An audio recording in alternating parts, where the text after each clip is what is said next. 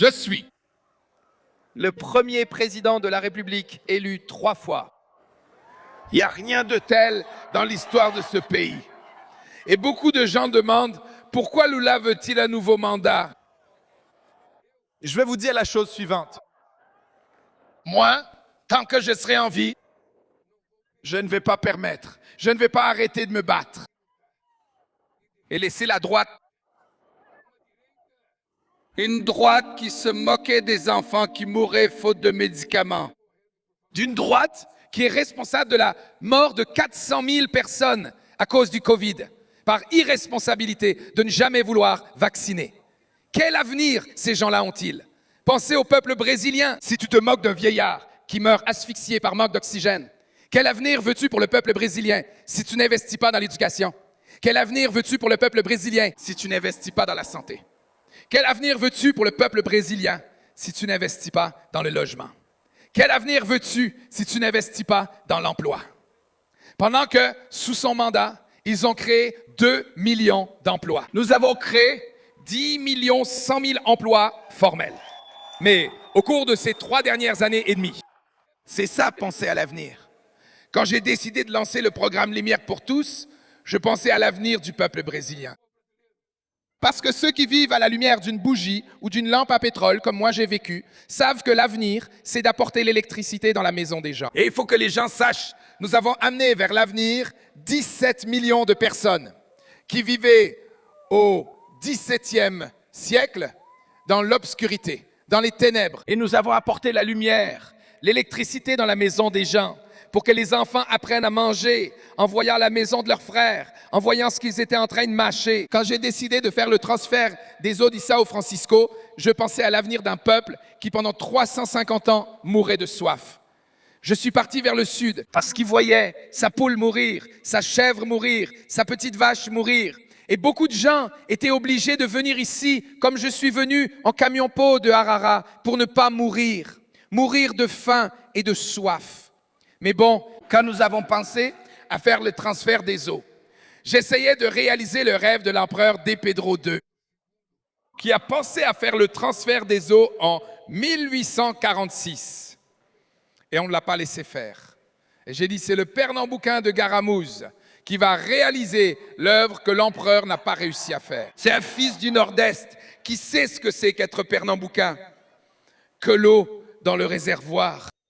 Qui sait ce que c'est que de prendre de l'eau mélangée avec la soif des animaux, avec des escargots, avec des crottes de chèvre, de vaches, avec de l'urine d'animal, pour l'emmener à la maison et la boire. C'est ce nord-estin qui sait quelle est la valeur d'apporter de l'eau à 12,5 millions de personnes. Et si Dieu le veut, Haddad, cette année, je vais inaugurer, en fait, tu sais, la dernière goutte d'eau que nous allons apporter pour la ville de Fortaleza, pour que le Nord-Est n'ait plus jamais à mendier une goutte d'eau.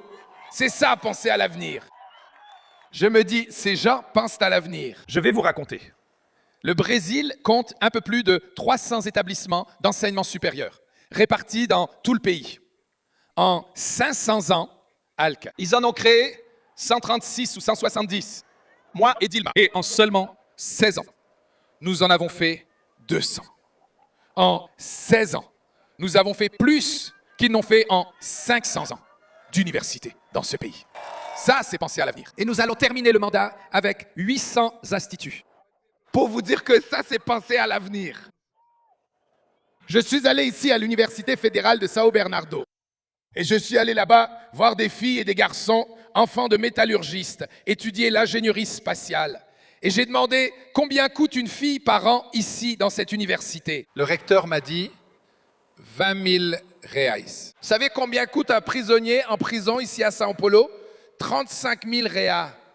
Et un étudiant à l'université coûte 20 000. Quelle leçon puis-je donner à ceux qui n'ont pas pensé à l'avenir, ignorants? C'est que investir dans l'éducation coûte beaucoup moins cher que d'investir dans les prisons pour enfermer ces personnes. Alors nous devons éviter qu'ils ne deviennent des criminels, en leur donnant des opportunités quand ils sont enfants et adolescents, pour que nous puissions créer un autre pays, un pays plus civilisé. Moi, quand j'étais président, j'avais Marcio Tomás Batos comme ministre de la Justice. Nous avons brûlé et récupéré près de 500 000 armes du peuple. Le peuple a rendu plus de 500 000 armes. Vous savez ce qu'ils ont fait? Ils les ont distribuées. Ils ont vendu plus d'1 million d'armes. Et ils ont vendu Alckmin, 1 milliard de balles. Ces gens-là parlent de sécurité. Qui a gardé ce milliard de balles, Alckmin? C'était le propriétaire? Ou est-ce le crime organisé qui, sous couvert de bonne volonté, est allé acheter des revolvers, des pistolets, des fusils pour continuer à tuer des gens et à renforcer le crime organisé? Pendant qu'ils prenaient, pendant leur mandat, 1 milliard de réas du crime organisé. Nous avons réussi à en prendre 35 milliards de réas au crime organisé. Parce que c'est en prenant leur argent qu'on va mettre fin à l'industrie sophistiquée du crime. Il est facile de tuer un bandit dans une favela. Maintenant, le type qui commande habite dans un penthouse. Le type qui commande vit dans une résidence sécurisée. Et c'est contre celui-là qu'on doit agir, pour pouvoir mettre fin à ce désordre. Et nous allons travailler dur. Nous allons travailler dur. Si l'amendement constitutionnel sur la sécurité publique est approuvé, que Alconumbre a envoyé à la commission hier, si l'amendement constitutionnel sur la sécurité publique est approuvé, Je vais créer le ministère de la sécurité publique. pour partager la responsabilité avec les États et les municipalités, pour que nous puissions libérer le peuple des quartiers les plus pauvres. Et il y a des gangs qui contrôlent les quartiers. Il y a des gangs qui pourrissent la vie du peuple. Et nous allons libérer le peuple en arrêtant tout le monde. Tous ceux qui pensent être les propriétaires d'une favela ou d'un quartier pauvre. C'est pourquoi je veux créer le ministère de la sécurité publique. Mais d'abord, je dois changer la Constitution. Mais ce n'est pas tout, les amis. Penser à l'avenir de ce pays, c'est penser à l'école à journée complète, pour faciliter non seulement la vie de l'élève, mais aussi celle de la mère et celle du père. Qui peut travailler en sachant que son enfant est en train d'étudier, qu'il apprend l'art, qu'il apprend la danse, qu'il apprend la musique, qu'il apprend des choses importantes, surtout en ce qui concerne la question environnementale et surtout en ce qui concerne le respect envers la femme. Parce qu'il doit commencer à apprendre cela dès l'enfance, que l'homme n'est pas supérieur à la femme. Il doit apprendre que nous sommes égaux. Très bien, mais il faut penser à l'avenir. C'est penser à la façon dont nous allons exploiter la richesse. Ce que l'on appelle aujourd'hui les terres rares et les minéraux critiques. C'est ce qui provoque la rivalité entre la Chine et les États-Unis. Nous n'avons pas à choisir la Chine, ni à choisir les États-Unis. Ce que nous voulons, c'est permettre à nos filles et à nos garçons d'étudier comment nous allons exploiter ce minerai, comment nous allons le transformer, comment nous allons produire les téléphones portables, les puces, les batteries électriques, tout ce qui sera produit à partir des minéraux critiques et des terres rares. Nous ne voulons pas exporter le minerai brut pour ensuite acheter les produits finis.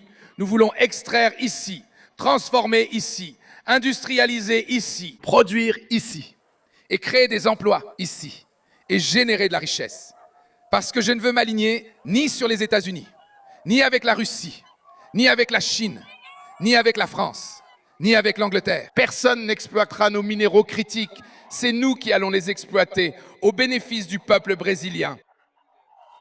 Ce pays se doit à lui-même de devenir une grande nation. Et nous allons faire de ce pays Une grande nation. C'est pourquoi j'ai nommé Alckmin ministre de l'Industrie et du Commerce pour créer la Nova Industria Brasil, qui a reçu un investissement de près de 800 milliards de reais pour que nous puissions industrialiser. Et cela faisait des années que l'industrie brésilienne ne progressait plus. Et nous avons connu une croissance de 3,4%. Donc, camarades, si je continue à parler, je ne vais pas finir tout ce que j'ai écrit ici. Parce que ce n'est pas ici une personne qui symbolise tout ce que je suis dans la vie. C'est ma mère. Ma mère est morte en 1980. J'étais en prison à cause de la grève de 41 jours. Et ces camarades du syndicat qui sont venus m'embrasser, ils étaient tous avec moi. J'étais en prison. Ma mère ne savait pas que j'étais en prison. Parce qu'on ne voulait pas lui dire. Le docteur Tsuma, il était le chef de la police fédérale. Chaque semaine, il me libérait. Après 22h30, je venais à Policeia, à São Bernardo, pour rendre visite à ma mère. Et je retournais en prison. Et quand elle est morte, il a permis que je vienne à l'enterrement de ma mère.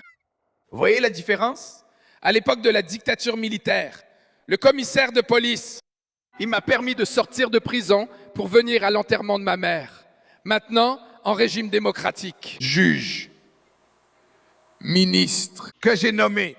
Il n'a pas permis que je sorte de prison pour venir à l'enterrement de mon frère Vava. En démontrant que les hommes ne se jugent pas à l'époque où ils vivent. Les hommes sont mesurés par leur caractère, par la dignité, par l'éducation qu'il a reçue dès le berceau. Et je dois donc ma venue ici, aujourd'hui, en remerciement à Madame Lindu, qui est responsable de tout ce que je suis dans la vie. Une femme qui est née et est morte analphabète. Une femme qui est venue du Pernambouc pour retrouver son mari à Santos. Quand elle est arrivée à Santos, son mari était marié avec une autre. Elle n'a pas hésité, elle l'a quitté. Et elle s'est occupée de 8 jeunes enfants. L'aîné est ici, mon frère Freschico, qui est mon nouveau syndicat. Il est dans la galerie là-haut, parce qu'il est chic, il est juste là, à sa place, confortable. Moi, je suis ici en train de prendre le soleil. Freschico, juste pour que tu saches, mon pote, comment je te traite confortablement, parce que tu es dans la loge, ici, au stade de Villa Euclides. Et Louliane est ici, en train de prendre le soleil. Freschico, la prochaine fois, tu viendras ici, prendre le soleil avec moi aussi. Donc, je dois ma vie à ça. Et c'est pour ça que je voulais dire quelque chose.